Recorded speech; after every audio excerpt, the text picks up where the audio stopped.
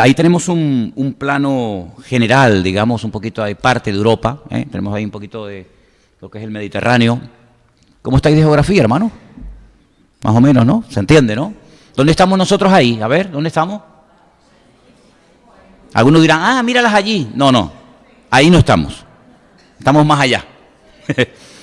En el mural que se está haciendo en la entrada de la iglesia, le dije a los hermanos, le digo, oye, pongan aunque sea un par de puntitos para que digan, mira, ahí vivimos nosotros. Porque en algunos billetes, creo que en el de 5 euros, hay algunas islas Canarias que no salen. No sé si se han dado cuenta.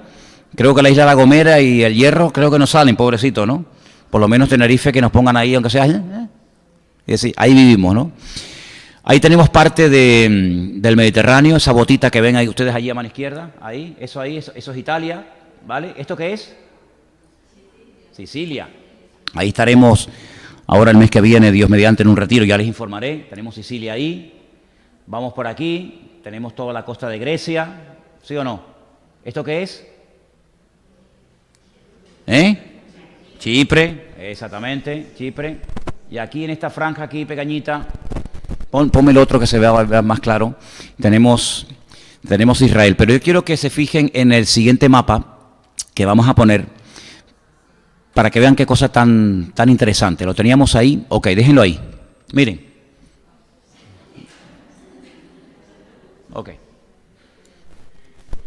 Israel es una franja muy pequeñita, algo muy insignificante. No tiene más de 300 kilómetros de largo.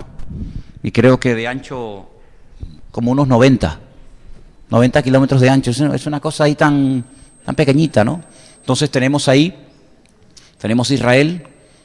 Como dije en una ocasión, es el único país del mundo que tiene 4 mares. Tienen a la izquierda el Mediterráneo, aquí abajo, donde está la ciudad de Eilat, el Mar Rojo, y luego dentro del país tienen 2, el Mar Muerto y el Mar de Galilea, o el lago de Genesaret. Son lagos internos, bueno, se llaman mares, ¿no? Pero fíjense lo que les quería mostrar. Aquí tenemos la península del Sinaí, ¿ok?, que en su día la conquistó Israel, pero se la devolvió, digamos, a Egipto. Aquí tenemos Egipto, Jordania, aquí al este, al sur, el Líbano, tenemos Siria, y un poquito más allá, este tremendo país, Irak, aquí tenemos Irán. Bueno, en los tiempos bíblicos, Egipto se llamaba Egipto, no ha cambiado el nombre, Mitzraim en hebreo, es un lugar, Mitzraim es como un lugar angosto, un lugar estrecho, es más o menos lo que significa. Jordania sería Moab, ¿vale? Cuando dice Rub la Moabita, pues vino de ahí, vino de aquí, de Jordania, ¿vale? Siria sigue manteniendo exactamente el mismo nombre de los tiempos de la Biblia, no ha cambiado. ¿Se acuerdan que cuando vino Naamán, el general de Siria, Siria siempre se ha llamado igual, Siria, cuya capital es Damasco, que por cierto hay una profecía en 2 libros diferentes del Antiguo Testamento que dice que Damasco será destruida y nunca más volverá a ser reconstruida ni será ciudad. Ellos mismos se están encargando de destruir el país, ¿no? Llevan 7 años de guerra civil. Entonces ahí tenemos Siria. El Líbano lo tenemos aquí. Por ahí arriba estaba Tiro y Sidón, ¿se acuerdan? Tiro y Sidón, de donde vino aquella perversa reina Jezabel, de esa parte. Irak sería, aquí tenemos el río Éufrates y el Tigris, ¿verdad? Ahí tenemos lo que era antiguamente Babilonia, donde se construyó la famosa Torre de Babel. Aquí tenemos Irán. Irán en la Biblia era Persia, ¿vale? Cuando habla la Biblia de los medos persas, hablamos de Irán.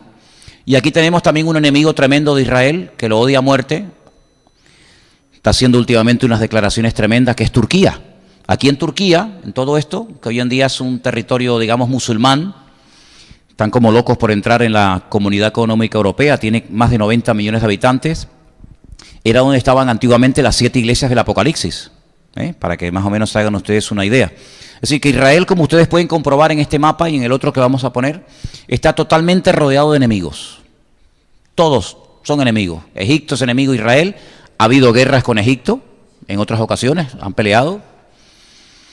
Con Siria, ni les cuento, todavía están litigando por los famosos Altos del Golán, esas montañas que hay en el norte de Israel. Por ahí arriba está el Monte Hermón, del cual habla la Biblia, por ejemplo, en el Salmo 133. Bueno, sabemos también que Turquía, que estaba por aquí arriba, como lo vimos antes, también va a tener un papel muy importante en todo el tema de las profecías. Tenemos, ¿cómo es? Aquí tenemos, por la zona esta, tenemos Irak, que eran los caldeos, de donde vino Nabucodonosor, ¿vale? Enemigo tremendo. Saddam Hussein mandó un montón de misiles contra ciudades en Israel, no sé si ustedes se acordarán de aquello. Y después, más aquí, más a la derecha, digamos, a la izquierda de ustedes, tenemos Irán, que Irán, el sueño de Irán es, ponme el anterior, el sueño de Irán es destruir el Estado de Israel. Y aparte de esos enemigos que odian a Israel a muerte y que lo que quieren es arrasarlos de la faz de la tierra, también hay enemigos dentro. También hay enemigos dentro. Es como si en tu casa estás rodeado, todos los vecinos te odian, te quieren matar, pero dentro en la habitación del fondo hay también enemigos, ¿no? Y bueno, Irán tiene en el norte, aquí en la parte norte de Israel, fíjense lo pequeñito que es Israel, aquí arriba en el norte, en el Líbano, está financiando un grupo terrorista, que es un grupo terrorista de los más poderosos del mundo, Hezbollah, y está financiado por armamento ruso y por Irán. Y ha habido guerras, ya ha habido también guerras en otro momento. Bueno, quiero decirles que desde el 48 y este año, ahora el mes de mayo, el mes que viene, Israel cumple 70 años desde su independencia. Ha habido varias guerras también, por supuesto, con el Líbano. Y ahí es donde está el famoso ejército de Hezbollah, que ellos tienen ya, no de ahora, ya hace tiempo, ellos dicen que tienen ya más de 100.000, no me he equivocado, 100.000 misiles apuntando hacia Israel en este momento. 100.000 misiles. Hace unos días me llamaron desde Israel y me comentaban, antes de que saliera incluso en las noticias, ya me había llegado la noticia a mí de que Israel atacó Siria. Porque lo que está ocurriendo es que se está preparando todo para lo que vamos a leer ahora, para que se cumplan las profecías. Saben que en Siria ha habido y hay una guerra civil terrible. Creo que ya lleva más de 7 años. Estamos viendo imágenes terribles donde las personas están muriendo, perdónenme, como las cucarachas, fulmigados, asfixiados porque se están utilizando armas químicas. En Siria hay arsenales de toneladas y toneladas de armamento químico que mata a la gente como si fueran cucarachas, ¿vale? Entonces, esas armas químicas están ahí. Irán quiere poner bases militares en Siria, porque ahí hay una unión entre Siria, el presidente sirio, que es un demonio, pero los que quieren ocupar el lugar son aún peor. Entonces, Rusia, por supuesto, siempre está en medio, con armamento, con tanques, con misiles, etcétera, etcétera. Entonces Israel es un país tan pequeño que no puede esperar que le ataquen para responder, sino que de vez en cuando Israel hace lo que se conoce como ataques preventivos. ¿Sí? Antes de que me ataques y me destruyas, si yo sé que estás montando todo para atacarme, tengo que atacar yo antes de que me ataques, porque como tú seas el primero en darme, me borras de la faz de la tierra. Ya los enemigos que rodean a Israel no son como antaño, que había un armamento tal vez muy obsoleto. Hoy en día cualquier enemigo que rodea a Israel, incluido Siria, Irán, Líbano, etcétera, tiene un armamento tremendo. Irán presume de que ya tiene misiles que en cuestión de minutos pueden llegar desde Teherán hasta Tel Aviv, hasta Haifa. De hecho, hace unos días el presidente de Irán dijo que ya tienen misiles apuntando y en cuestión de minutos pueden destruir la ciudad de Tel Aviv y pueden destruir la ciudad de Haifa. Bueno, eso es lo que ellos dicen, que ocurra es otra cosa, pero por lo menos es lo que dicen y lo han de intentar. Entonces Israel atacó hace unos días unas bases militares iraníes donde había mucho material ruso, y esto, claro, ha traído una situación muy complicada en esa parte del mundo. Y entonces, aparte del ataque químico que ha producido hace unos días en Siria, saben que Estados Unidos se está preparando para que en cualquier momento puede comenzar a atacar Siria y destruir esas bases y esos armamentos, pero hoy decía Rusia, Putin decía que cualquier misil que lancen por tierra, por mar o por aire, ellos lo van a interceptar y van a defender con uñas y dientes a Siria. Es decir, que en este momento están involucrados los Estados Unidos, Francia, que ya ha dicho que también va a atacar, Inglaterra, que también ha dicho que va a colaborar en el ataque. Ya tenemos 3, tenemos a Irán 4, tenemos a Siria 5, tenemos a Rusia 6, tenemos a Arabia Saudita 7, tenemos a Líbano 8. Es decir, ya tenemos más de 12 o 15 naciones involucradas en este lío. Si esto no es una guerra mundial, pues entonces no sé lo que llaman guerra mundial, ¿vale? Entonces, todo esto que está ocurriendo y más, ya está claramente escrito en la palabra de Dios. Entonces, lo bueno de todo esto, ¿qué es? Lo malo que se está poniendo todo. Eso es lo bueno. Lo malo nos indica que viene lo bueno.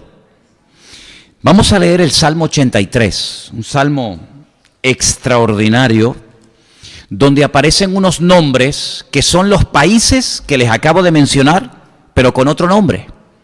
Pero son los mismos, el mismo espíritu, el mismo deseo de destruir, de borrar de la faz de la tierra a Israel, porque la lucha es una lucha también de tipo espiritual. No es una lucha por territorio, no es una lucha por tierra, es una lucha para que quede bien claro que el Corán, que el Islam y que Mahoma tiene más capacidad y más poder y más autoridad que el Dios de Israel, así de claro. Entonces, en el Salmo 83, que es un salmo que es un cántico, parece mentira, ¿no? Dice: oh Dios, no guardes silencio, no calles, oh Dios, ni te estés quieto, porque aquí que rugen tus enemigos y los que te aborrecen alzan la cabeza. Versículo 3. Contra tu pueblo han consultado astuta y secretamente, y han entrado en consejo contra tus escogidos. El versículo 3 en la versión Reina Valera dice contra tus protegidos. Aquí dice contra tus escogidos, porque es otra versión. Versículo 4. Han dicho, escuchen, venid y destruyámoslos para que no sean nación. Pero ¿esto cuándo se escribió? ¿Esta mañana? Porque da la impresión de que se reunieron esta mañana los libaneses, los iraníes, los rusos, los sirios, y dice, bueno, lo que tenemos que hacer es destruir a esta gente para que no haya memoria del nombre de Israel y para que no sean nación. No, esto no se escribió esta mañana, esto lleva ya miles de años escrito, fíjate, para que no haya memoria del nombre de Israel. Bueno, esto no es algo nuevo, este espíritu de destruir a este pueblo siempre ha estado, va pasando de generación en generación. Ya Amán, ¿se acuerdan? En el libro de Esther, ya él quería exterminar, borrar de la faz de la tierra a esta nación, a este pueblo, ya lo intentó, ¿vale? Por lo tanto no es nada nuevo. Ya Hitler también lo quiso hacer en la Segunda Guerra Mundial. Por lo tanto no es algo que nos tiene que tomar de sorpresa, es el mismo espíritu, la misma actitud, el mismo objetivo, pero van pasando los tiempos.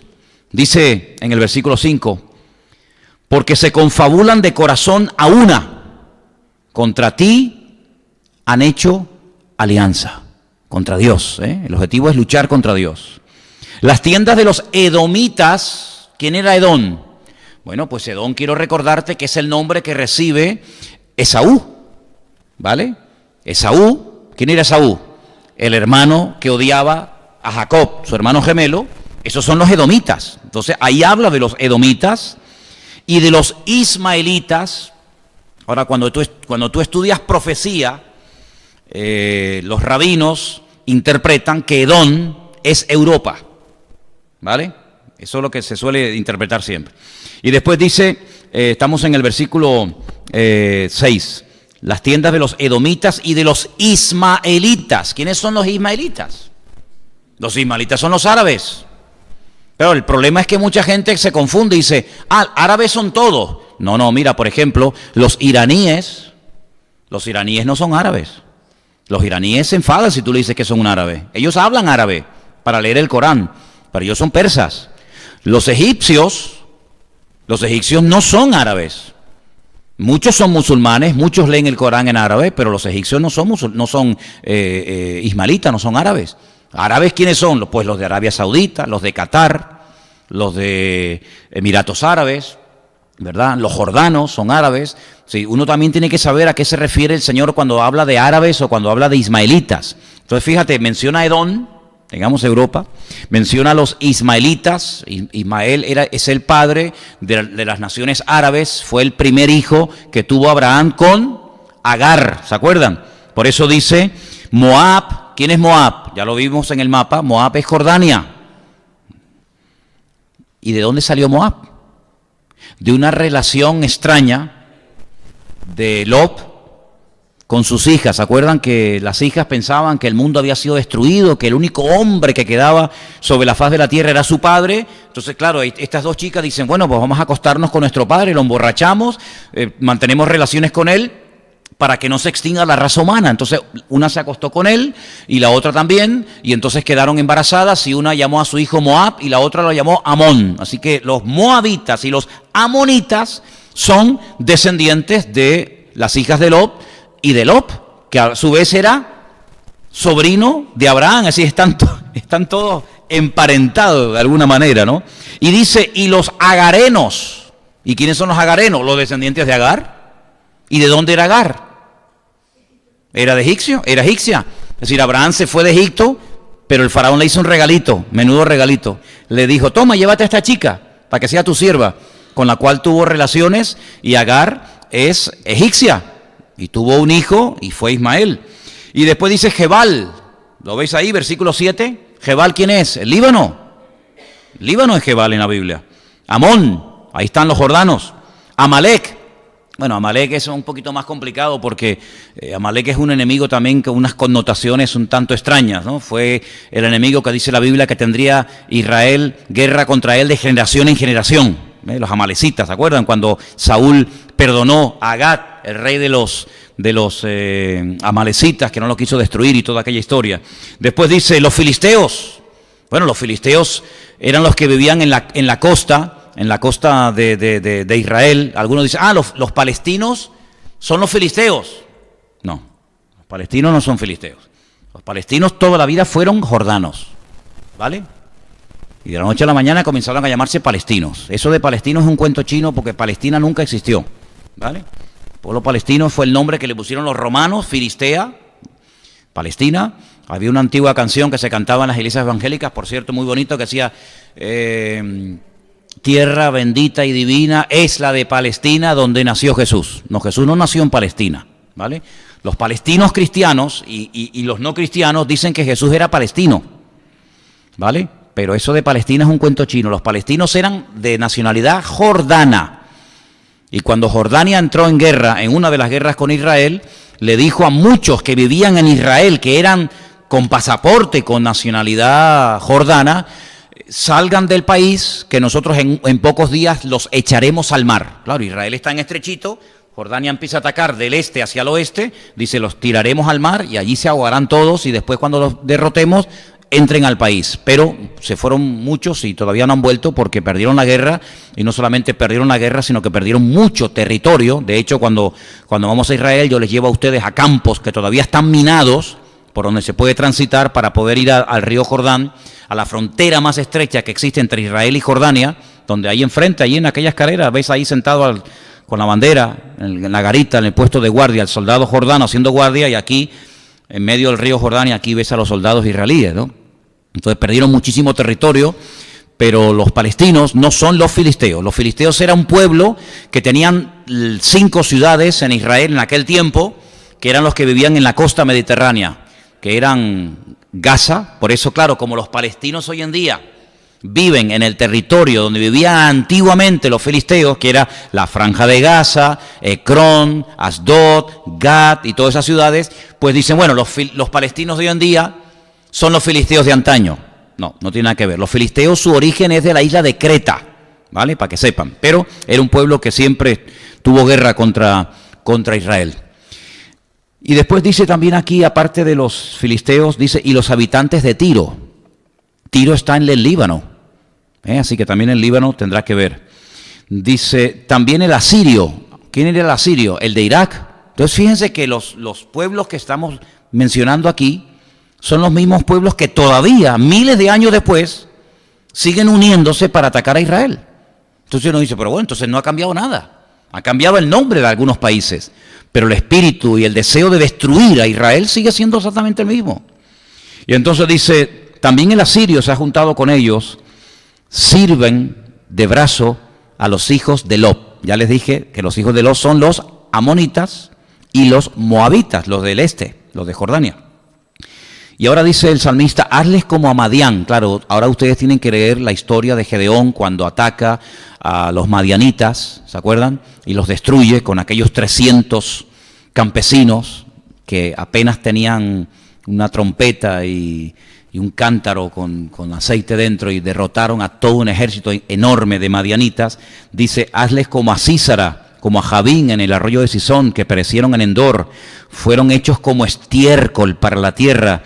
Pon a sus príncipes como a Oreb y a Zeeb, como a Zeba y a Salmuna, todos sus príncipes. Claro, ahí tienen que leer ustedes la batalla que tuvo Gedeón con estos reyes para que vean cómo quedaron totalmente arrasados, cómo quedaron totalmente destruidos. Entonces, invocando lo que pasó en esa guerra, esa tremenda derrota para el enemigo y una enorme victoria para el pueblo de Dios, pues el salmista dice, mira, así como pasó con aquellos reyes de la antigüedad, hazlo hoy en día a todos estos reyes. Vuelve a ponerme el mapa, por favor. Entonces, se está preparando todo.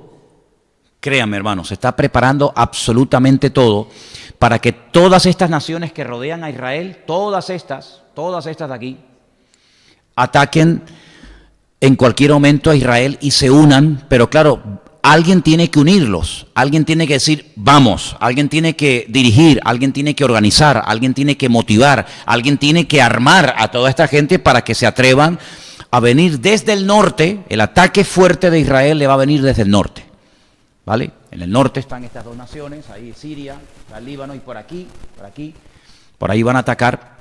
Aunque dice también que en los últimos tiempos este río, aquí está el Tigris y el Éufrates, por eso se llama Mesopotamia, ¿vale? Estos ríos formaban parte del jardín del Edén. Cuando ustedes leen, por ejemplo, la descripción que se hace en el libro del Génesis acerca del territorio en el que vivía Adán y Eva, bueno, pues el territorio del jardín del Edén iba desde aquí, desde estos ríos, el Tigris y el Éufrates, hasta aquí, hasta Egipto. Todo esto era el jardín del Edén. Y bueno, hay una tradición que dice que Dios creó el mundo desde Jerusalén, que está ahí en el centro. Porque la geografía bíblica es muy pequeña. Cuando usted lee en la Biblia el norte, el sur, dice, bueno, pero ¿cuál es el punto de partida? ¿Desde dónde tengo que ver el norte y el sur? Desde Israel. En la geografía bíblica no entra todo lo que es Latinoamérica, Centroamérica, Norteamérica, ¿vale? El que no se mencione, cuidado, el que no se mencione, por ejemplo, en la Biblia a los Estados Unidos, no significa que esa gran potencia, ese gran país, no tendrá nada que ver en los últimos tiempos. ¿Cómo no va a tener nada que ver? Por supuesto que va a tener nada, claro, tiene que ver, pero el que no se le mencione no significa de que va a dejar de existir. Le pongo un ejemplo. Cuando la gente dice, pero bueno, si la Biblia habla de Adán, y habla de Eva, habla de Caín, y habla de Abel, y después habla de un tercer hermano que se llamaba Set, ¿con quién se casaban los hijos? Porque, por ejemplo, dice la Biblia, cuando el Señor le dice a Caín que va a ser un ser errante por todas las naciones de la tierra, y le dice, oye, los que me vean me van a matar. Dice, pero bueno, ¿quién te va a ver si solamente la Biblia menciona 5? Es que la Biblia no es un libro que habla de todos y cada uno de los personajes que existieron.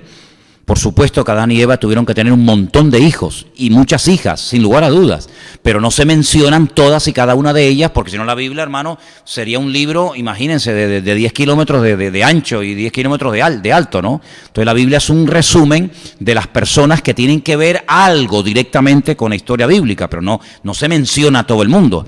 Pero el que no se mencione no significa de que no existían, ¿me explico? Entonces el que no se mencione en temas proféticos, por ejemplo, directamente a Estados Unidos, no significa de que los Estados Unidos no va a jugar un papel, entre comillas, fundamental o importante en los últimos tiempos. El que no se menciona un tema no significa de que no esté implícito en el tema, ¿no? La Biblia sí habla mucho acerca de los enemigos principales que van a atacar a Israel en los últimos tiempos, ¿vale? Son enemigos que entre ellos han tenido guerras. Por ejemplo, Irán con Irak tuvo una guerra, pero se van a unir en los últimos tiempos enemigos porque tienen un enemigo en común, y ese enemigo en común es Israel.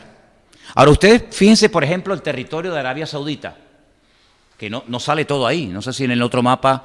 Arabia Saudita es un país inmenso, con unos recursos naturales espectaculares. Sí, el petróleo que tienen esos países, como por ejemplo Arabia Saudita, Irán, Kuwait, que lo tenemos aquí abajo chiquitito, Irán, Turquía. Miren el territorio de Turquía en comparación con Israel. Israel es una miniatura. Miren esta cosita tan chiquita aquí, en comparación con Jordania, con Turquía, con Egipto.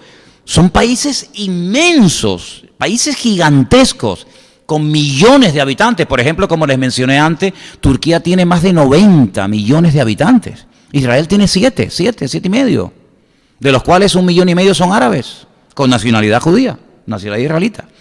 Es un país muy pequeño, sin esos recursos naturales tan tremendos como pueden tener otros países, pero es el lugar donde Dios decidió que su pueblo vivieran. Sí, dice la Biblia en el principio de los tiempos que Dios repartió a las naciones su territorio. Y el problema está cuando una nación quiere tener más de lo que le corresponde y quiere salir de sus fronteras y conquistar otros lugares. Dios le dio a cada pueblo las 70 naciones que se mencionan en el libro del Génesis, 70 naciones, por supuesto hay muchas más, pero de esas 70 nacen las demás. Les dio un territorio y les dijo a los chinos, ustedes se quedan aquí, y a los árabes se quedan aquí, y a los jordanos se quedan aquí, y no sé qué.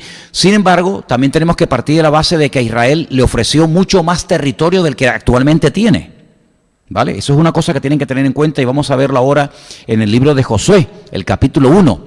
En el libro de Josué, capítulo 1, el Señor establece las fronteras de Israel, y como yo les dije en una ocasión, hay 2 preposiciones en la Biblia que son muy importantes. Una es desde y la otra es hasta. Es decir, el Señor dice desde aquí hasta aquí, ese va a ser el territorio que ustedes van a tener. Ahora, Israel nunca ha tenido ese territorio, ¿vale? El tiempo en el que Israel tuvo más territorio fue en el tiempo del rey David. En el tiempo del rey David, cuando él hizo tantas batallas y conquistó a tantos pueblos, fue el tiempo de la historia de Israel que Israel fue, digamos, en cuanto a territorio, más grande. Después el tiempo de paz más extenso fue durante el tiempo de Salomón. Pero ya después de Salomón, olvídense, ya Israel empezó a perder y a perder y a perder terreno, hasta que finalmente lo terminó perdiendo todo. Israel, quiero decirles que en el año 70 después de Cristo, su ciudad, su templo fue destruido por los romanos, por el Imperio Romano. Alrededor del 100 y pico hubo una rebelión muy grande por un judío llamado Bar Kokhba, el hijo de la estrella, y había en aquel tiempo un famoso rabino llamado el rabino Akiva, que no es el Akiva que escribe libros hoy en día, del cual yo tengo muchos libros de él, otro, el rabino Akiva, pues él creía que Bar Kokhba era el Mesías, y entonces lo ayudó y lo apoyó, y sus 24,000 discípulos, que dice que llegó a tener Bar Kokhba, pues lo apoyaron y se enfrentaron contra el Imperio Romano, y el Imperio Romano dijo basta. Entonces arrasó completamente con este pueblo. Le cambiaron entonces el nombre de Jerusalén para que nunca más se recordara Jerusalén, porque claro, Jerusalén tiene un nombre. En la palabra, en las letras Jerusalén, está la palabra ciudad y está la palabra paces, en plural, ¿no? Entonces, y Jerusalén es la ciudad de las paces, la ciudad de la paz. Entonces, para que no quedara nombre, memoria, vestigio de que un día existió una ciudad llamada Jerusalén, que anteriormente en la Biblia aparece bajo el nombre de Jebús, ¿se acuerdan? Que dice que vivían los jebuseos y David la conquistó y entonces la hizo su capital, pues le cambió el nombre y le puso Aelia Capitolina, ¿vale? Y los romanos conocían a esta ciudad de Jerusalén como Aelia Capitolina. Araron la parte del templo, fue un desastre, y huyeron unos cuantos judíos al desierto de Judea, se refugiaron en la fortaleza de Masada, y bueno, también fue un desastre, algo tremendo pasó allí, y al país le cambiaron el nombre, de Israel le pusieron Palestina, tierra de los filisteos en aquella época, ¿no? Hasta 1948.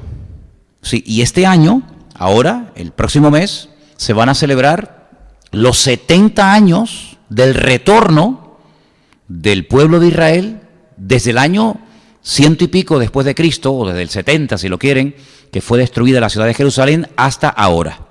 Si no ha habido un pueblo que te ocupara ese lugar, y por allí han pasado todos. Ustedes pueden estudiar la historia de los mamelucos. La historia de los mamelucos, no sé si a ustedes les suena, es muy interesante, pues es la historia de los esclavos que se hacen soldados, y por allí pasaron los mamelucos, por allí pasaron los otomanos.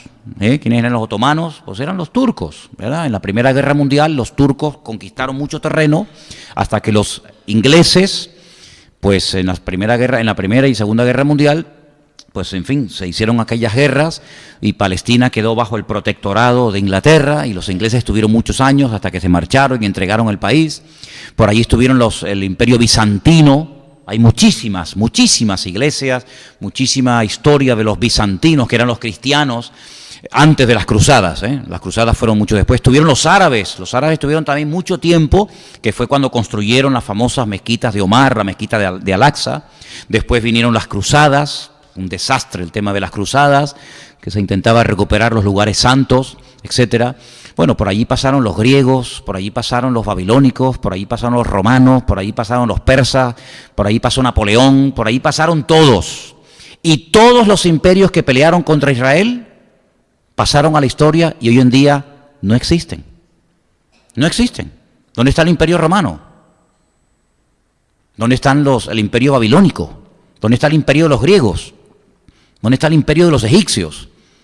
Son imperios que pelearon contra Israel, quisieron conquistar la tierra, tuvieron un tiempo, pero desaparecieron de la historia. No existen tales imperios. Sin embargo, el pueblo de Israel, cual ave fénix, se ha levantado de entre las cenizas, y cuando se decidió en una votación, mayo del 48, la repartición, porque claro, allí había judíos que vivían hacía muchísimo tiempo, también había árabes, se decidió partir el país, pero no en dos partes exactamente iguales, sino la peor parte, la tierra infértil, los desiertos, una tierra improductiva, se le dio a la comunidad de los judíos, ellos la aceptaron, ¿verdad?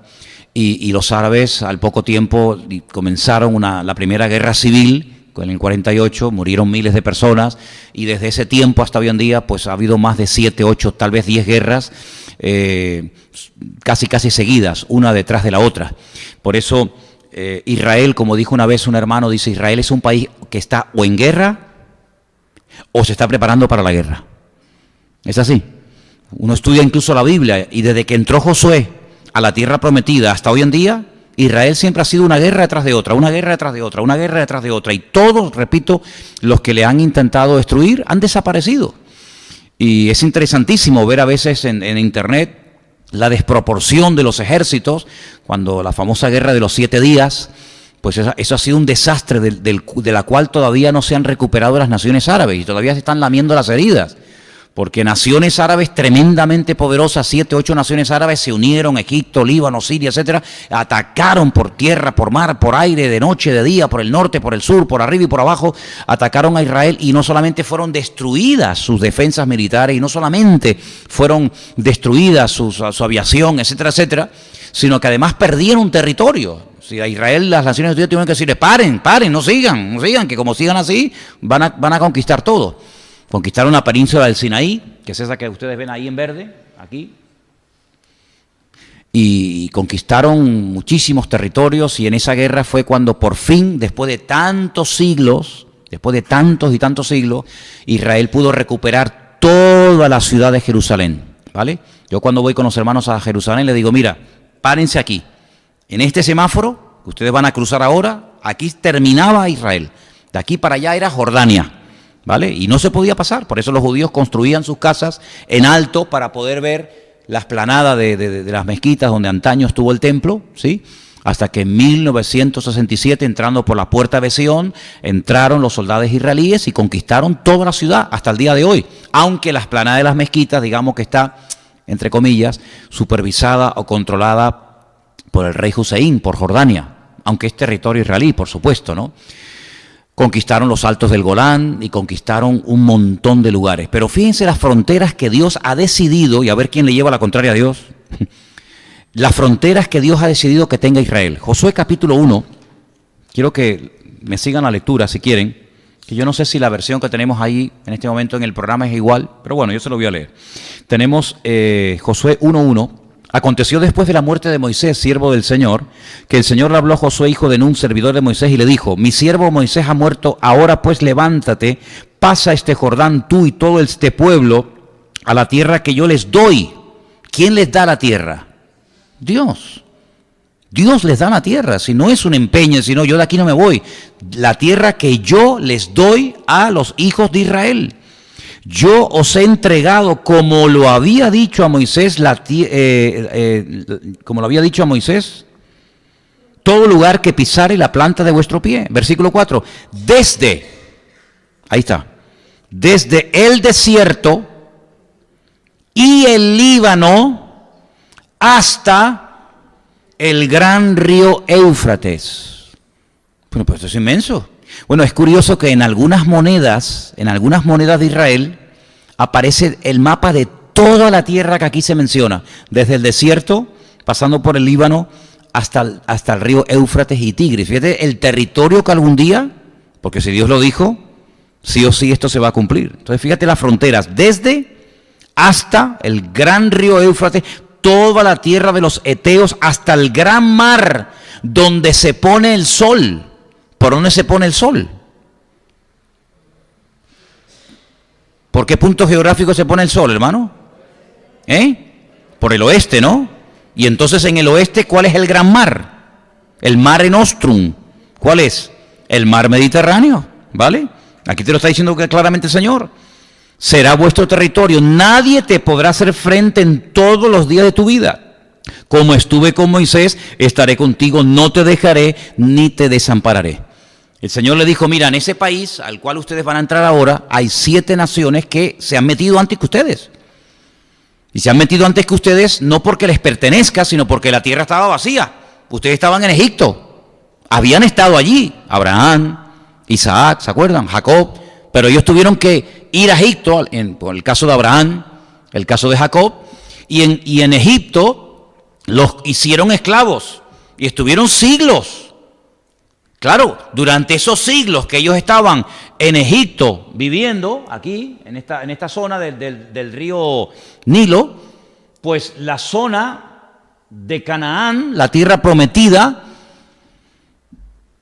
no estuvo vacía. Se metieron los cananeos. ¿Quiénes son los cananeos? Los descendientes de Can. ¿Y quién es Can? Bueno, pues Can es un hijo de Noé. ¿Cuántos hijos tuvo Noé? Según la Biblia, 3. Sem, Can y Jafet. Ah, interesante. Los cananeos son los descendientes de Can. ¿Y los descendientes de Sem? Los israelitas. ¿Y los de Jafet? Todos los demás. Todos los demás, todos los europeos, alemanes, suecos, toda esa gente son descendientes del tercer hijo de Noé. ¿Vale? Entonces, cuando ellos llegan a la tierra prometida y entran con Josué, aparte del tiempo de cautiverio o de esclavitud, estuvieron 40 años en el desierto. Cuando ellos llegan a Canaán, la tierra está ocupada. Es como si tú te vas. Bueno, me contaban los hermanos antes del culto, Alexis y su esposa, que le habían hecho una visita en su casa en este tiempo que han estado fuera. Unos amigos que querían hacerle una visita, decorarles un poquito la casa, ponerles unas flores, comprarle unos muebles nuevos. Y claro, cuando llegan dicen: uy, ¿qué pasó aquí? Claro, ¿no estás, amigo? Es un peligro. Tú dejas una casa, entre comillas, ¿no?, abandonada durante mucho tiempo y puede ser que se meta un ocupa. Bueno, pues en Canaán se metieron ocupas.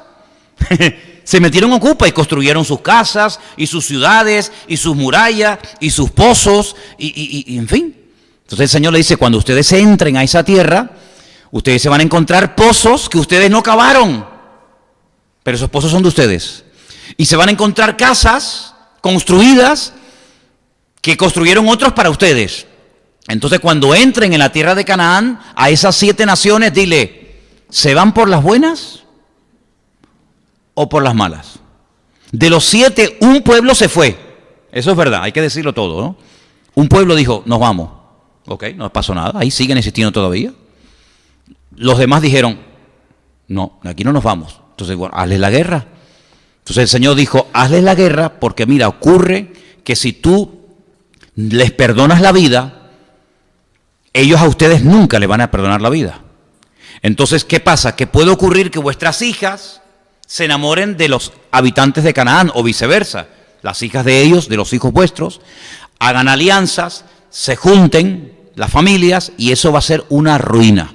Por lo tanto, tienen que echar a esas naciones, por las buenas o por las malas, tienen que destruir sus altares, no caigan en la trampa, no caigan en el error de mirar sus dioses, y como vuestro Dios no tiene forma, y los dioses de ellos sí, no se casen, ustedes con los dioses de los cananeos, porque van a ser vuestra ruina. Ahora, esa tierra se llamaba Canaán, que son los descendientes de Can.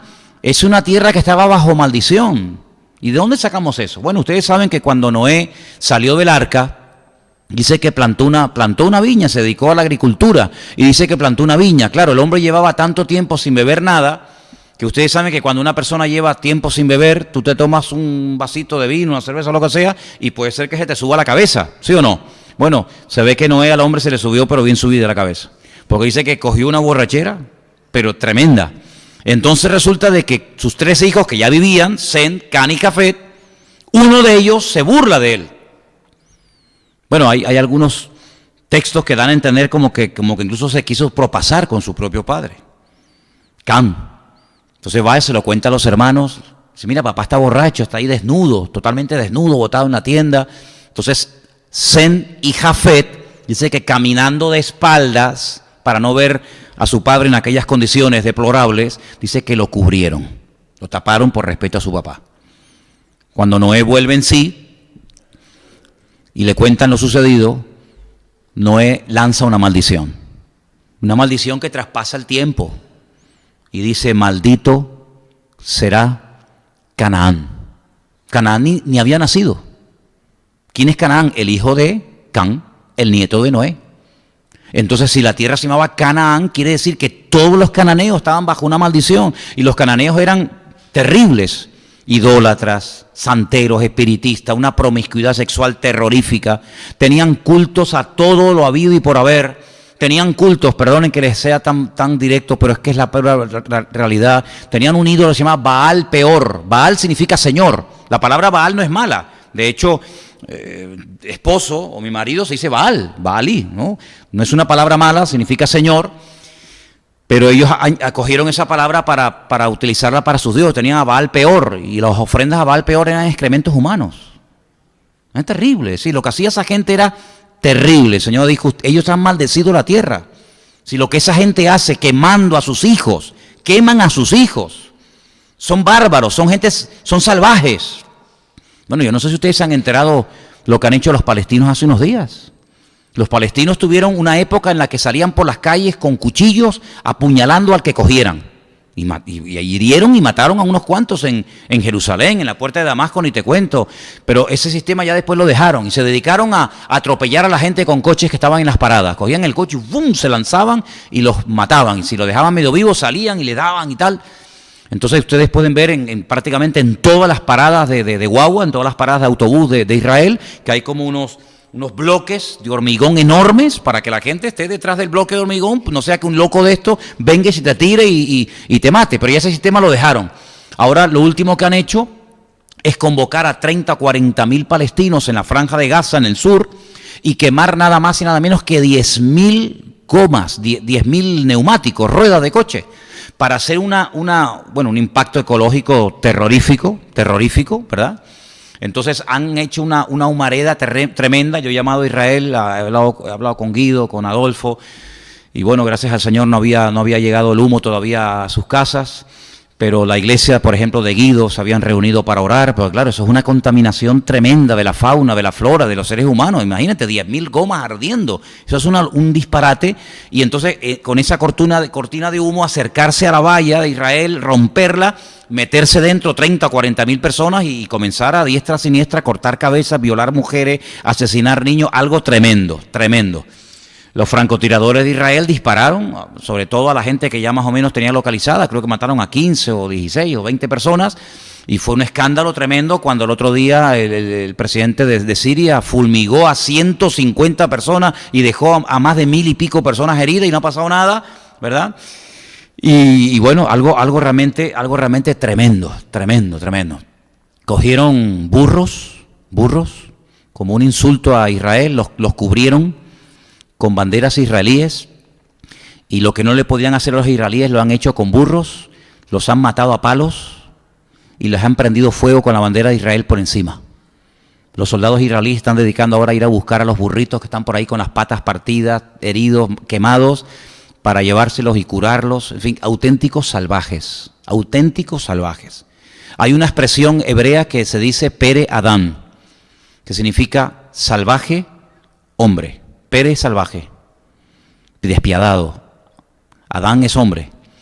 Y cuando iba a nacer Ismael, el padre de los árabes, el Señor le dijo a Abraham y le dijo a su madre, dice, será un Pere Adán, será un salvaje hombre. ¿Por qué no pone hombre y después salvaje?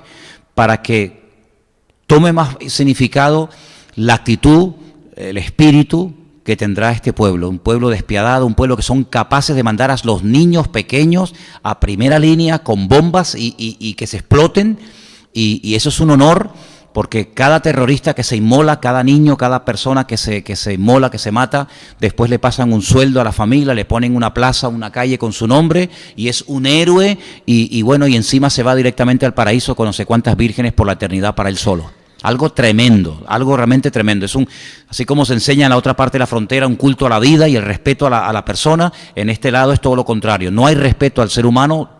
El fin justifica los medios y se hace un culto a la muerte. De hecho, el Corán es lo contrario a la Biblia. En la Biblia se potencia la vida, en el Corán se potencia la muerte. En la Biblia dice, amarás a tu prójimo como a ti mismo, y en el Corán dice, si encuentras a uno que practica el sábado o el domingo, coges y lo matas.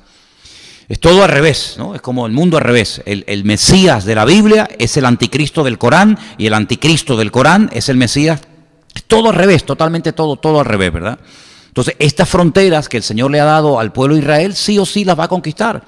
Pero en los últimos tiempos vamos a ver cómo desde el norte va a venir una confederación de naciones de millones, estamos hablando de cifras astronómicas, de millones de personas que van a atacar a Israel desde el norte, entrando por el norte. Y donde se describe con pelos y señales, donde se nos habla acerca de esta inminente invasión a Israel. Bueno, pues en el capítulo 38 del libro de Ezequiel, que yo quiero leer unos textos, porque en esta noche estamos estudiando este tema, y quiero que presten atención porque es algo tremendo lo que aquí se describe. Desen cuenta que, por ejemplo, el rey David, que es el rey más importante de toda la historia de Israel, es un nombre que empieza y termina con la misma letra. En hebreo es la letra Dalet de David y termina con la misma letra. Pues God, que es el líder de esta confederación de naciones, empieza con la misma letra Gimel, la letra G en este caso, y termina con la misma letra, como una imitación. El diablo siempre intenta imitar todo lo que tiene que ver con el Señor. Y God es el nombre que recibe el líder que va a unir a estas naciones que van desde el norte a atacar al pueblo de Israel. En la última ocasión que viajé a Israel, que fue en enero, y también otro viaje que hice, creo que fue en octubre, noviembre, la sensación que yo tuve en esos viajes no la había tenido nunca. Había una excesiva calma, una calma tensa. Es como lo que va a ocurrir antes de un huracán. Saben que cuando va a venir un huracán hay una calma que no se mueve ni una hoja. Dice, oye, no hay ni pájaros, ¿no? No hay pájaros, las hormigas desaparecen, los perros huyen, una calma total, y de repente ¡bum!, viene un huracán y lo arrasa todo, ¿no? Pues esa era la sensación. Y hay hermanos en Israel en este momento que están teniendo esa sensación. Si hay demasiada calma, pero al mismo tiempo hay como una tensión de que tarde o temprano lo que dice la Biblia se va a cumplir. Y fíjense que a qué extremos han llegado algunas iglesias evangélicas en algunas partes del mundo, que lo que han hecho es, se van a Jerusalén, concretamente a la zona de lo que llaman vulgarmente el Muro de las Lamentaciones, el Cótel, y se ponen a orar para que no venga Gog a atacar a Israel y para que no venga la guerra y para que... Bueno, miren, hermanos, ¿saben una cosa? Hay cosas que aunque usted ore por ellas, van a ocurrir sí o sí. Usted puede orar que Dios le proteja, usted puede orar que Dios le... Por ejemplo, el Señor dice, orad para que vuestra huida no sea en invierno. Bueno, el Señor me permite, ¿no? Pero me dice, ay de las que estén en cinta en aquellos días, ¿no? O sea, hay cosas por las cuales podemos orar, circunstancias que se pueden cambiar con la oración, pero no podemos orar para que Cristo no venga, no podemos orar para que el anticristo no aparezca, no podemos orar para que Israel no sea invadida. Sí, hay cosas que sí o sí van a ocurrir. Ahora, dice la Biblia, velad y orad. Pero cuando sale el sol, sale para los buenos y para los malos, y cuando llueve nos mojamos los creyentes y los ateos. Sí, hay cosas en la vida que no se pueden evitar, lo que tenemos que guardar nuestro corazón y nuestra relación con el Señor para que lo que ocurra a nuestro alrededor, pues el Señor nos guarde. Pero eso no significa de que usted no puede morir en una guerra. ¿Lo que pasa? Que los cristianos no mueren en una guerra. No hay cristianos que mueren de infartos, y no hay cristianos que mueren de cáncer, y no hay hermanos que han muerto en un naufragio y en un terremoto y en un huracán. Ningún cristiano nunca muere torturado ni crucificado. Por favor, seamos serios en esto. El Señor tiene establecido todo. Claro que tenemos que orar para que dice, para que vuestra fe no falle y seáis fieles hasta la muerte, pero el ataque por parte de Gog desde el norte es algo prácticamente inevitable. Y en el capítulo 38 de Ezequiel lo describe con una perfección tremenda. Y dice así, vino la palabra de Dios diciendo, hijo de hombre, pon tu rostro contra Gog en la tierra de Magot. Ahora, yo le podría dar muchas explicaciones acerca de todo lo que se ha escrito sobre esto, pero estaríamos aquí hablando horas de todo lo que han dicho los rabinos, de todo lo que han dicho los teólogos. O sea, mire, Magot es Rusia, punto, se acabó, no le demos más vueltas, ¿ok? Si usted quiere, yo le doy los versículos, le doy los textos, le doy las explicaciones, le digo lo que significa en hebreo, lo que significa por aquí y por allá, pero para no estar perdiendo tiempo en esto, porque esto no es un seminario, esto es un culto normal de iglesia, Magot, métase en la cabeza de que es Rusia. Entonces usted podría leer, hijo de hombre, pon tu rostro contra Gog, el presidente, que en este momento el presidente que acaba de ganar otra vez las elecciones por 6 años es Putin. Pero bueno, puede ser Putin como puede ser Pimpín o Pum Pum, me da igual. Sí, el líder de ese país se llama Gog, y el país, Magot, es Rusia. Príncipe soberano de Mesec y Tubal, que son provincias, son regiones, son zonas de la zona del Cáucaso, la zona del Mar Caspio, del Mar Negro. Son todas las zonas que en este momento están bajo, la cobertura de Rusia, para que nos entendamos. Y entonces dice aquí, te quebrantaré y te pondré garfios en tus quijadas y te sacaré a ti y a todo tu ejército, caballos, jinetes, todos equipados, gran multitud con paveses y escudos, teniendo todos ellos espadas. Es decir, aquí habla de que es el Señor, no es que Gog, el líder en ese momento de Rusia, va a decir, bueno, vamos a atacar. No, es el Señor el que dice, ven para acá. Dice que como que lo coge de aquí, de las quijadas. También habla de un garfio. Ustedes saben que hay animales, los toros, las vacas, que le ponen aquí un anillo, ¿no? Para poder controlarlo. Dice, yo soy el que te voy a llevar, yo soy el que te voy a llevar con todo tu ejército, armados hasta los dientes, bien equipados. Claro, imagínense Rusia el potencial que tiene, ¿no? Dice, yo soy el que les voy a llevar. No presumas de que eres tú el que decide, soy yo el que muevo los personajes, uso a Faraón, o uso a Ciro, o uso a Nabucodonosor, da igual, soy yo el que te saca, ¿verdad? Y después dice, fíjate el versículo 5, fíjate, ¿a quién menciona? A Irán. Oye, qué casualidad que Rusia apoya a muerte a los iraníes, es tremendo. Pero es que ya lo dice la Biblia en el profeta Ezequiel capítulo 38, que Gog, que es el líder, el presidente de Rusia, va a tener el apoyo de Persia. ¿Y quién es Persia? Es Irán. Pero uno dice, bueno, pero eso es muy difícil. No, es que ya es un hecho. Es que ya es un hecho en este momento, que Rusia e Irán son uno. De hecho, Putin acaba de decir hace 24 horas, misil que lancen los americanos contra Irán, misil que le intercepto. No voy a permitir que caigan en territorio sirio, ¿verdad? Porque también es un aliado, misiles americanos, Qus, Fud. Ahí te habla de países como, por ejemplo, Etiopía, países de África. Te habla, por ejemplo, de Turquía. Qué curioso las declaraciones que Erdogan, presidente de Turquía, está haciendo últimamente en contra de Israel, que son unos asesinos, que no sé qué, que no sé cuánto. Fíjate cómo menciona, todos ellos con escudo, con yelmo. Gomer es una de las regiones más importantes de Rusia, con sus tropas, la casa de Togarma. Todos son territorios, repúblicas soviéticas, de los confines del norte, y todas sus tropas, muchos pueblos consigo. Prepárate y apercíbete tú y toda tu multitud que se ha reunido a ti, y sé tú su guarda.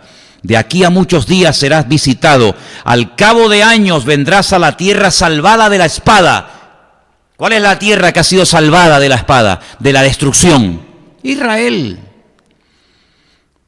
Una ciudad, un país que ha sido recogido de entre muchos pueblos. Israel. Israel ha sido salvada de la espada, de la destrucción total y absoluta. Un país que ha sido recogido de montones de naciones. Y te traeré a los montes de Israel, que siempre fueron una desolación, mas fue sacada de las naciones, y todos ellos morarán confiadamente. Subirás tú y vendrás como tempestad, como nublado para cubrir la tierra. Serás tú y todas tus tropas y muchos pueblos contigo. Si no, vendrás sola. No vendrás sola. Sabemos que Rusia no tiene ningún problema en invadir zonas que no le corresponde invadir. Lo hizo en Afganistán, lo hizo en Ucrania y lo ha hecho continuamente, invadiendo lugares, territorios, que después para sacarlos, madre mía, lo ha hecho continuamente. Así ha dicho el Señor: en aquel día subirán palabras en tu corazón y concebirás mal pensamiento. Ahora algunos dicen, bueno, ¿y por qué Putin todavía no ha atacado a Israel? Bueno, hay cosas curiosas. Putin fue criado por una familia judía. Putin habla hebreo. Putin tiene, entre comillas, una buena relación con Netanyahu, el presidente de Israel, porque tiene como una especie de agradecimiento, porque una familia judía, cuando sus padres iban a trabajar y él era muy pobre, vivía en no sé qué sitio, le daban de comer y lo atendían. Pero olvídense de eso, hermano. Olvídense de eso. Dice que llegará el momento en el que vendrán malos pensamientos, sea él o sea quien sea en el futuro, no lo sé, ¿verdad?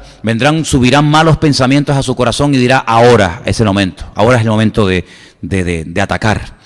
Y entonces dice aquí, para arrebatar despojos, subirá contra una tierra indefensa, iré contra gentes tranquilas que habitan confiadamente, todas ellas habitan sin muro y no tienen cerrojos ni puertas, para arrebatar despojos, para tomar botín, para poner tus manos sobre las tierras desiertas ya pobladas, sobre el pueblo recogido de entre las naciones, que se hace de ganado y posesiones, que mora en la parte central de la tierra. El centro del mundo es Israel. Saba de Dan y los mercaderes de Tarsis,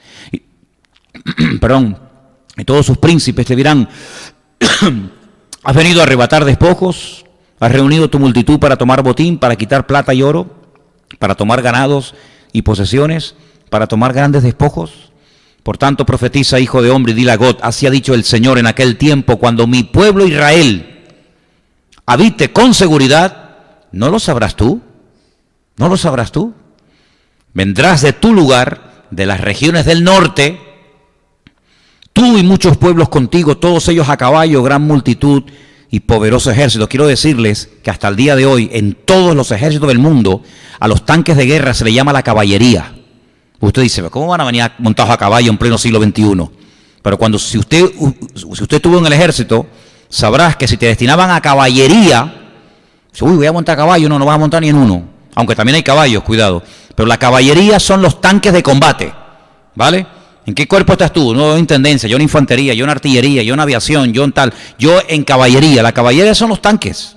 Entonces dice que vendrán todos ellos, gran multitud, poderoso ejército. Subirás contra mi pueblo Israel. Ahí está más claro imposible. Contra mi pueblo Israel, como nublado para cubrir la tierra. Será al cabo de los días, al final de los tiempos, y te traeré sobre mi tierra.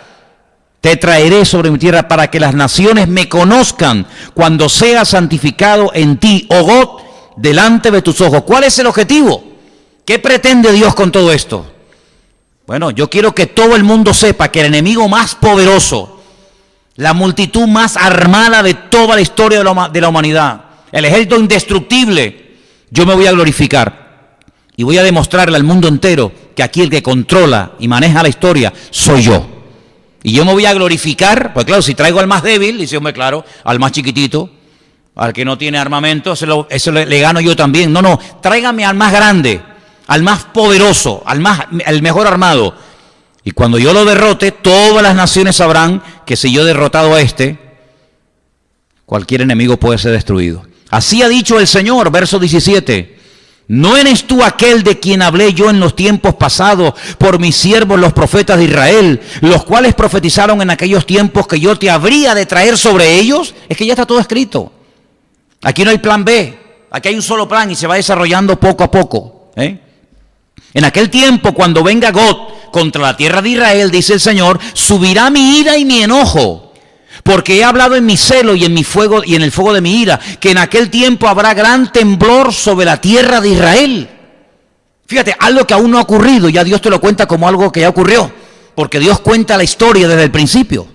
Claro, el hombre cuando habla de historia te cuenta lo que ha pasado, pero Dios te cuenta la historia desde el principio, porque Él conoce el principio y el fin. No hay nada que se le oculte. Porque he hablado en mi celo, dice, que los peces del mar, las aves del cielo, las bestias del campo y toda serpiente que se arrastra sobre la tierra y todos los hombres que están sobre la faz de la tierra temblarán ante mi presencia. Se desmoronarán los montes y los vallados caerán y todo muro caerá a tierra. Versículo 21. Y en todos mis montes llamaré contra él la espada, dice el Señor, la espada de cada cual contra su hermano. Ahora, no es la primera vez, si ustedes conocen Biblia y la han leído, no es la primera vez que un enemigo que va a atacar a Israel se termina matando entre ellos. No es la primera vez, usted lo sabe. Usted sabe que cuando, por ejemplo, Gedeón, con 300 campesinos, fue a pelear contra una multitud incontable, al final la multitud se mató entre ellos. Y eso se va a volver a repetir. Vienen armados hasta los dientes y al final se matan entre ellos. ¿Cómo puede ser eso? ¿Verdad? Y dice aquí, y yo litigaré contra él con pestilencia y con sangre, haré llover sobre él, sobre sus tropas y sobre sus muchos pueblos que están con él, impetuosa lluvia y piedras de granizo, fuego y azufre, y seré engrandecido y santificado y seré conocido ante los ojos de muchas naciones y sabrán que yo soy el Señor. Hace unos días, en pleno desierto, en varios países árabes, cayó una granizada tan grande que la gente que estaba allí en el campo, comiendo o preparándose para comer, tuvieron que salir corriendo. Como un anticipo, es decir, mira, granizando en el desierto. Una cosa impensable. Pero piedras, hermanos, como huevos de grande. Bueno, pues la Biblia dice, aquí no da el dato, pero en Apocalipsis nos dice que caerán granizos del peso de un talento. ¿Y eso cuánto es? ¿Cuánto es un talento? Esa medida hoy en día, ¿a qué equivale? 45 kilos.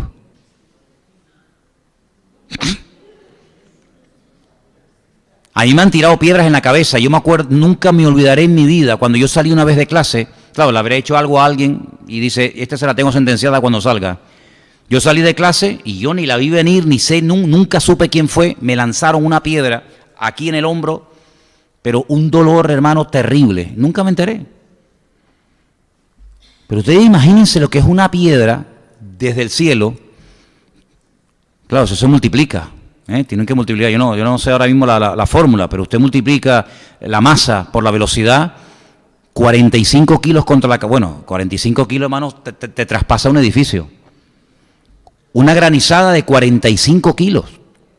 Sí, a mí me da igual el armamento que traiga. Si el Señor te empieza a mandar 45 kilos de granizo, eso destruye a lo que sea.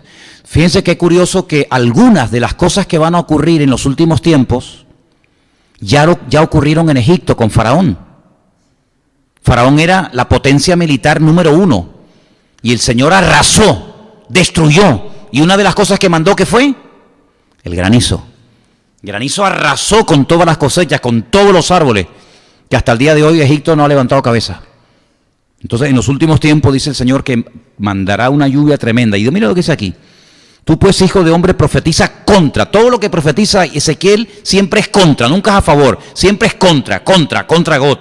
Y dile, así ha dicho el Señor, he aquí yo estoy contra ti, oh Gog, príncipe soberano de Mesec y de Tubal. Te quebrantaré, te conduciré y te haré subir de las partes del norte y te traeré sobre los montes de Israel. Así que detrás de todo esto está el Señor. Es Dios el que dice, tranquilo, no se preocupen, si yo soy el que lo voy a traer, pero le voy a dar una tunda, le voy a dar una cuerada, que va a decir, a mala hora salí de mi casa. Te hubieras quedado quietito, porque te vas a ir calentito. Te vas a ir que, bueno, no se va a ir, ya verás lo que le va a pasar. Pero mira qué bueno es el Señor. Fíjate. Sacaré tu arco de tu mano izquierda, te derribaré tus saetas de tu mano derecha. Sobre los montes de Israel, escucha, caerás tú y todas tus tropas. Y los pueblos que fueron contigo, a las aves de rapiña de toda especie y a las fieras del campo, te daré por comida. Bueno, si yo soy God, yo digo, yo no voy allí ni loco. Porque lo que me está diciendo es que mi cuerpo se lo van a comer los buitres, se lo van a comer las aves de rapiña. Es decir, estate quietito, God, estate quietito, Gojito, estate quietito. Y dice, sobre los montes de Israel caerás, sobre la faz del campo caerás, porque yo he hablado, dice el Señor.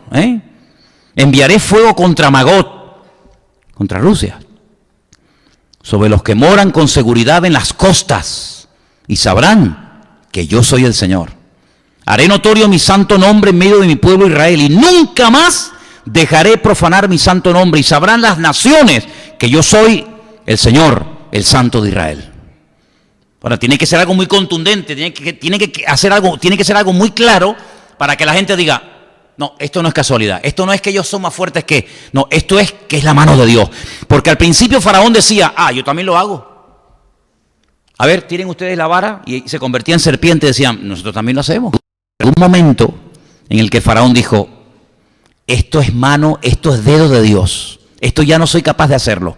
Bueno, pues llegará un momento en el que será tan clara la intervención divina que todas las naciones de la tierra dirán, esto es Dios, esto no tiene otra explicación más que una explicación divina, esto es el Señor. Los moradores de las ciudades de Israel saldrán, escucha, y encenderán y quemarán armas, escudos, paveses. Bueno, aquí te hablan en el lenguaje de la época, ¿no? Metralletas, cañones, bazocas, lanzas, los quemarán en el fuego, ¿cuánto? 7 años. 7 años, utilizando todo el combustible, utilizando todo lo que esa gente trajo para destruir Israel. No traerán leña del campo ni cortarán árboles, sino que quemarán las armas en el fuego, despojarán a sus despojadores, como fue en Egipto, que se fueron, pero no con una mano delante y una mano detrás, se fueron ricos porque despojaron a Egipto. Robarán a los que le robaron, dice el Señor, en aquel tiempo, mira la misericordia de Dios. Yo daré a Gog lugar para sepultura allí, en Israel, en el valle de los que pasan al oriente del mar, y obstruirá el paso de los transeúntes, pues allí enterrarán a Gog y a toda su multitud, y lo llamarán la tierra de Amón Gog, que significa multitud de Gog. Y uno dice, bueno, ¿y por qué el Señor le permite sepultura en Israel? Porque el Señor no olvida ni lo bueno ni lo malo que el ser humano haya hecho. Gog es un descendiente de Jafet, no es descendiente de Cam, no es descendiente de Sem, es descendiente de Jafet. Y Jafet, en Génesis capítulo 10, dice la Biblia que cubrió a su padre cuando estaba desnudo, lo cubrió, no lo avergonzó, no lo humilló, sino que lo tapó. Y como un descendiente de Jafet, así como el descendiente de Cam fue maldito y había que destruirlo, Gog, como descendiente de Jafet, el Señor le dirá, has venido contra mi pueblo, has venido a destruir mi ciudad de Jerusalén, has venido a borrar mi nombre sobre la faz de la tierra, pero yo te daré un lugar para sepultura, para que todo el mundo que pase por este lugar diga, ¿quién está enterrado ahí?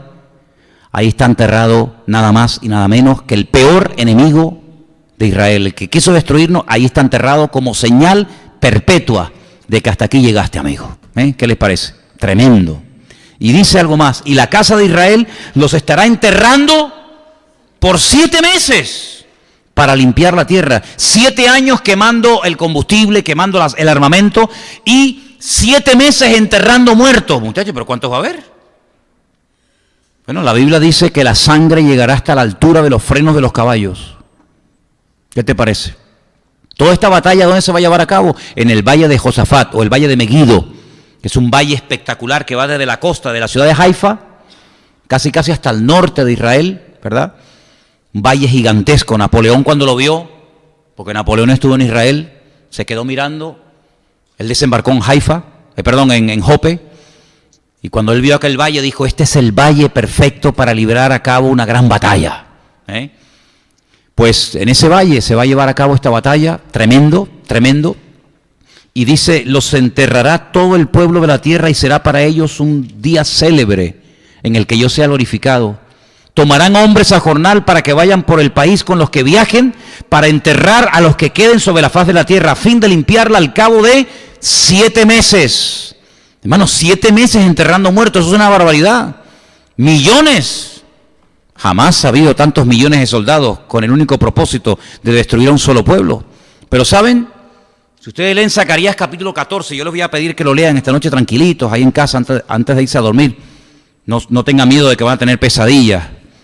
No, Zacarías 14 es muy bueno. Dice: esta será la plaga con la que el Señor herirá a todos los soldados, a todas las personas que dijeron: vamos a subir y destruir a Israel y a destruir Jerusalén. Ezequiel habla de granizo, Ezequiel habla de terremoto, pero Zacarías da un dato más y dice: esta será la plaga, el castigo, con la que el Señor va a herir a los que se levantaron con el propósito de destruir a Israel. Miren qué interesante. Y dice así, para que veáis lo interesante que dice la Escritura: esta será la plaga con la que el Señor herirá a todos los pueblos que pelearon contra Jerusalén. La carne de ellos, escuche bien, la carne de ellos se corromperá estando ellos sobre sus pies, y se consumirán en las cuencas sus ojos, y la lengua se les va a deshacer en su boca. Ahora, si a ti te pegan un tiro, tú caes al suelo y mueres. Si te lanzan una flecha, tú caes al suelo y mueres. Pero esta es la única vez que la gente se muere de pie, porque en la vida, cuando uno muere, cae. Pero esta plaga va a ser diferente, porque es la primera vez en la historia de la humanidad que la gente muere estando de pie. Se van así a desmigajar. Bueno, esto está claro que esto es o un ataque bacteriológico, o un ataque químico, o una guerra de armas nucleares. Si tú estás en pie, dispuesto a parear, dispuesto a matar, y de repente hace tu cuerpo, se deshace. Dice: esta será la plaga, este será el castigo con la que el Señor hiera a todas las personas que se levantaron contra Jerusalén. Porque mire, digo esto y termino. Caín se levantó contra su hermano, pero mató a uno. Pero fíjense que después Naamán, él intenta matar a todos. Es decir, el odio contra ese pueblo, hacia esa nación, siempre va en aumento. Caín mató a uno. Faraón quería matar solamente a los varones. Bueno, perdonó a las niñas y a las mujeres. Pero Naamán quería matar a todos. Y vemos que va en aumento, ¿verdad? De uno a los hombres, después a todos. Pero lo que intenta God no es matar a uno, ni a dos, ni a tres, ni a cuatro, sino lo que intenta God es no solamente matarlos a todos, sino matar a Dios. Porque God tiene ese espíritu de la malecita, que es el que se levanta contra el trono de Dios. Por eso Rusia es una nación atea, una nación donde el ateísmo, el darle la espalda a Dios, es su bandera.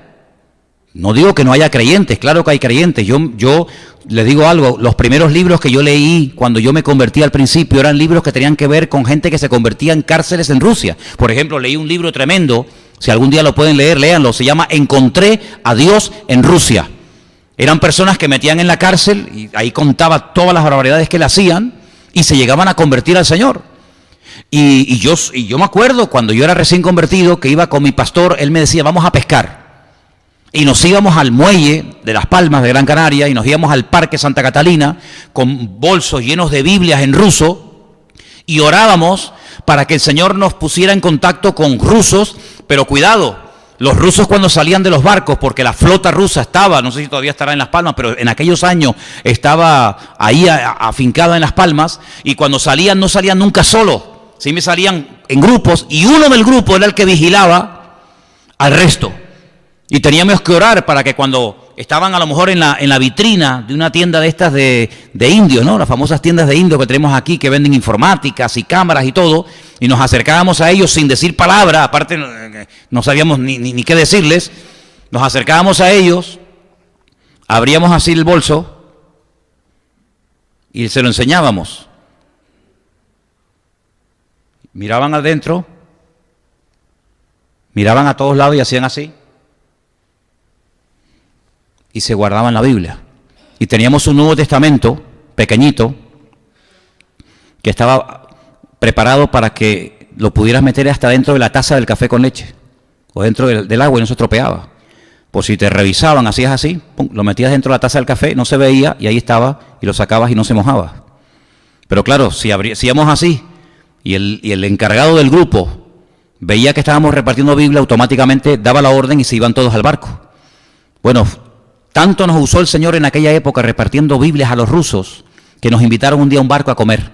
Y nunca me olvidaré porque estábamos comiendo en ese barco, todos nos miraban y claro, no podíamos comunicarnos, pero sabíamos que había gente allí convertida y nos trajeron un pan, nunca en mi vida me olvidaré, era un pan cuadrado de color marrón oscuro, riquísimo, buenísimo así, era como un pan de molde, muy marrón, duro, así lo cortaban y comíamos aquello. Y después nos enteramos de que lo hacían con las tripas de los pescados. Cuando limpiaban el pescado, las tripas las guardaban y tal. Y yo dije, pues a mí me gusta un montón. A mí cuando me gusta una cosa, era con tripas de pescado, un pan riquísimo. Y allí fue donde probé la sopa esa. ¿Cómo se llama la sopa, Esteban? Esa sopa caliente, picante, Bosch, no sé qué, una sopa, Bosch, esa, Y ahí comíamos esa sopa caliente, picante. Después nos ponían también, ¿cómo se llama? Yo decía, no, eso no. La bebida esa blanca, la vodka. Digo, no, vodka déjalo para otro día. Y el Señor nos usó. Y cuando orábamos en aquellos años para que Rusia se abriera, pues nos vino a visitar un hermano que me acordaré toda mi vida. La iglesia en la que yo me convertí eran bancos, como dije, no eran sillas. Y él predicaba siempre sentado en el banco, pero así en la parte de arriba, ¿no? Se sentaba así, ¿me explico? Y él decía, es que yo no puedo estar mucho tiempo de pie por de tantas torturas que había recibido. Él predicaba sentado y él era parte del equipo del hermano Andrés. El equipo del hermano Andrés eran hermanos que se dedicaban en aquellos años a llevar de contrabando Biblias a Rusia.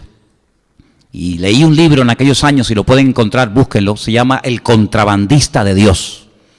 Y entonces este hermano contaba, claro, yo en aquellos primeros días de mi conversión, para mí aquello era, yo decía, yo quiero ser así. Por eso, claro, yo me volví loco, escuchando y viendo aquellos personajes que llegaban a mi iglesia, yo oía aquello y yo decía, claro, ¿cómo no voy a ser así como soy con aquel tipo de personaje, no?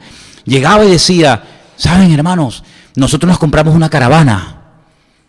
Y yo decía, a ver, y la llenamos toda llena de Biblias, toda Biblia, montones, y el coche y la maleta y todo, ¿no? Y pusimos un cartel por fuera que ponía recién casados. Y nos fuimos a la frontera de Rusia y cuando iban a llegar, se paraban y decían, Señor, hace 2000 años tú abrías los ojos de los ciegos. Ahora te pedimos que los cierres. Y dice que llegaban a la frontera y los militares abrían. Había miles de Biblias allá adentro y no veían nada. Y decían, pasen. Y nos hablaba de cómo repartían la Biblia y cómo se juntaban en lugares. Y claro, yo oía aquello y decía, madre, yo alucinaba con todo aquello, ¿no? Y en aquellos tiempos cuando orábamos por Rusia y repartíamos las Biblias y todas estas historias y otras que no les he contado, pues con los años cayó, ¿no? Cayó la Unión Soviética y todo aquello, Pero yo muy jovencito, yo siempre predicaba y decía, algún día se volverán a levantar. La osa herida se volverá a levantar y se volverá con más rabia que antes. Y bueno, pasó lo de la perestroika y pasó todo aquello y el muro de Berlín y toda aquella vaina, pero sin embargo vemos que Rusia otra vez se ha levantado y ya hay persecuciones y ya hay cosas, y sabemos, porque se lo he leído esta tarde, no, ya sé que no aparece la palabra Rusia, pero es Rusia la que va a atacar junto con otras naciones a Israel, y probablemente lo veamos nosotros, fíjate lo que te digo, probablemente lo veamos, y va a ser algo muy pronto. Porque ya los Estados Unidos ha dicho, no vamos a permitir esto, y el otro ha dicho, pues venga, ven que te estoy esperando, y sabemos que hoy en día, en una hora, ¿qué? En una hora, en un minuto, cambia el mundo, en un minuto cambia todo. Por eso yo les digo, sí hermanos, estamos aquí, gloria a Dios, y cantamos, y todo lo que ustedes quieran, pero no se olviden de que las profecías tarde o temprano se van a cumplir. Ahora, yo no quiero que tengan esa actitud de temor, porque dice la Biblia que la profecía es como una antorcha que ilumina la oscuridad. Y cuando vemos que estas cosas se cumplen y vemos que los rusos, mira que hay países en el mundo y justamente se juntan con los iraníes. Y justamente se van al norte de Israel. Jolín, se podían haber ido a África, ¿no? Se podían haber ido, no, se van a ir a donde Dios diga que se van. Y van a venir y van a atacar y es algo inevitable. Pero detrás de todo esto está la mano de Dios que controla la historia y mueve a las naciones y a los líderes de las naciones como si fueran títeres en su mano. Y al final de todo esto, el objetivo de todo esto es que mi nombre sea glorificado y que todas las naciones de la tierra conozcan que yo soy el Señor. ¿Cuántos dicen amén? Entonces se acercan tiempos difíciles, claro, tiempos tremendos, que si el petróleo, que si la bolsa, que si esto, que si aquello, pero lo importante de todo esto es que lo que leemos aquí se está cumpliendo. ¿Cuántos dicen amén? Así que vamos a orar en esta tarde y vamos a pedir que nuestros ojos estén bien abiertos, bien abiertos. Ayer se celebró en Israel, no sé si ustedes vieron las imágenes, eso es único en el mundo, eso es digno de ver, Todo el país se para. Las autopistas con miles y miles y miles de coches se paran, todos se salen de los coches y se quedan así de pie sin moverse. Todos los que están por las calles se detienen, los que están sentados se ponen de pie. Ayer se recordó el aniversario de la Shoah, del aniversario del Holocausto. El Holocausto nazi, donde murieron millones de judíos, ¿verdad?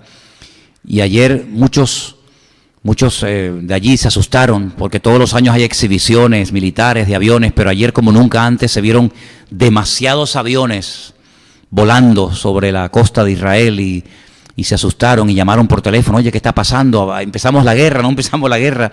Es decir, hermanos, todo esto Juan lo vio en palabra profética, en visión, en sueños, Ezequiel, Daniel, Zacarías, tantos profetas. Ellos lo escribieron como algo que iba a ocurrir, y mira tú por dónde, a ti y a mí, capaz que el Señor nos permite ver lo que ellos escribieron. ¿Qué te parece? Tal vez te hubiera gustado al revés, ¿no? Pues yo estoy deseando ver todo esto, porque yo sé que detrás de todo esto está la mano de nuestro Dios, y si no pasa esto antes, Él no viene. Y como todos queremos que el Señor venga, primeramente hay que pasar por el fuego para después ver la bendición de Dios. Así que no tengan miedo, dale ahí gloria y honra al Señor donde está sentado y dile, Señor, prepara mi corazón, porque yo veo en tu palabra que todo está escrito con una perfección absoluta, no hay ni un solo detalle que no esté escrito, y tu palabra, Señor, es lumbrera a nuestro camino, es el pan de nuestra alma, y por eso queremos alimentarnos de ella y leer ahora más que nunca las profecías, escudriñar las Escrituras, porque ellas son las que dan testimonio verdadero de la verdad.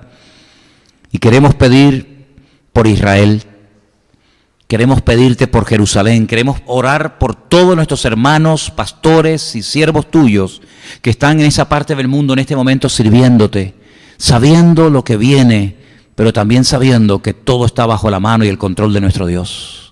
Trae paz a nuestros corazones, caerán a tu lado 1000, 10.000 a tu diestra, mas a ti no llegará, dice la palabra. Tú nos guardarás en completa paz, por cuanto nuestro corazón, nuestra mente en ti persevera.